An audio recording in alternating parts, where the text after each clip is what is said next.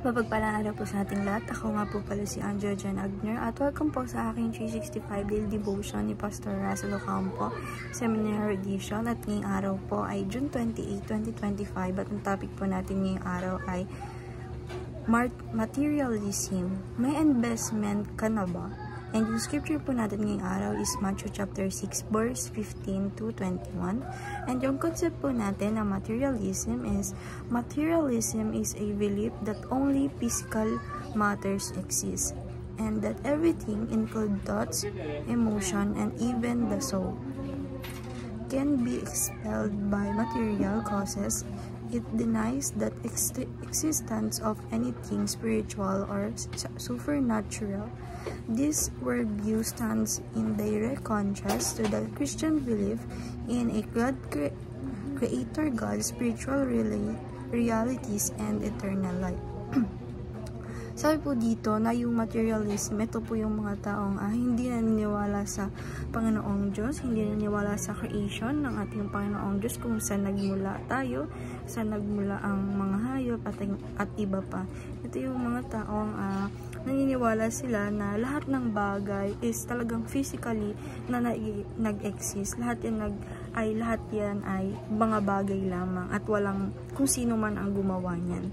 And yung scripture po natin ngayong araw na Matthew chapter 6 verse 19 to 21, sabi po dito, "In treasures in heaven, do not store up for yourselves treasures on earth where moths and vermin destroyed and where thieves breaks in the steel, but store up for yourself treasures in heaven where moths and vermin do not destroy and where thieves do not break in steel, for where your treasure is, there your heart will be also." Sa Tagalog po, ang kayamanan sa langit, huwag kayong mag-impok ng mga kayamanan dito sa lupa. Dito'y may maninirang insekto at kalawang at may mga nakakapasok na magnanakaw. Sa halip, mag-impok kayo ng kayamanan sa langit. Do'y walang naninirang insekto at kalawang at walang nakakapasok na magnanakaw, sapagkat kung saan naroroon ang inyong kayamanan, naroroon din ang iyong puso.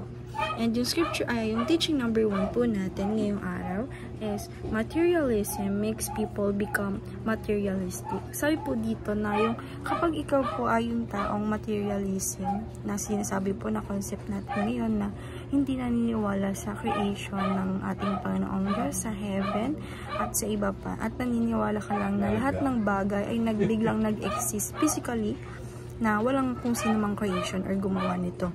Na yung materialism na person is talagang magiging materialistic siya, na yung buhay natin is talagang ibuhay na natin na magparami tayo ng pera natin, magpakadami tayo ng mga kotse, ganyan, and hindi sila naniniwala na may susunod, may mabubuhay ka ulit pag ikay namatay at may isa ka pang buhay. Kaya yung buhay nila ngayon is talagang sinusulit na nila. And teaching number 2, the Bible affirms the spiritual realm. Sabi po dito na yung nag-affirm na yung Bible is yung mga tao is biglang nagkaroon ng spiritual realm sa kanya-kanyang buhay, na naniniwala na tayo dahil nga may Bible, naniniwala tayo na merong God and merong creation ng ating Panginoong Diyos. And teaching number 3, Christians invest in the present life for eternity. Sabi po dito na yung mga Christian po is nag-invest sila sa present life nila, na magpakabait tayo, dahil nga po pag nasa langit na tayo, nandun talaga yung pinaka masarap or relaxing na buhay natin.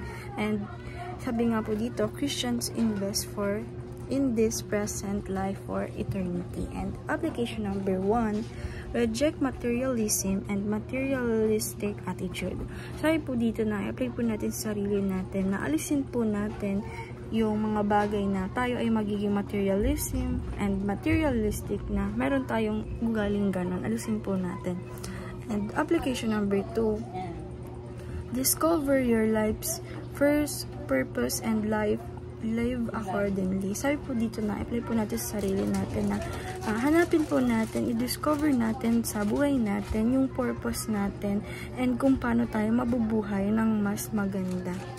And application number 3, treat this present life as an investment for eternity. Sabi po dito na i-apply po natin sa sarili natin na sabi po dito na yung buhay po natin, i-treat natin na yung buhay natin ngayon, i-invest natin sa hindi mga material na bagay, kundi i-invest natin para sa eternity na life natin. And then lang po ngayong araw. Maraming salamat. God bless.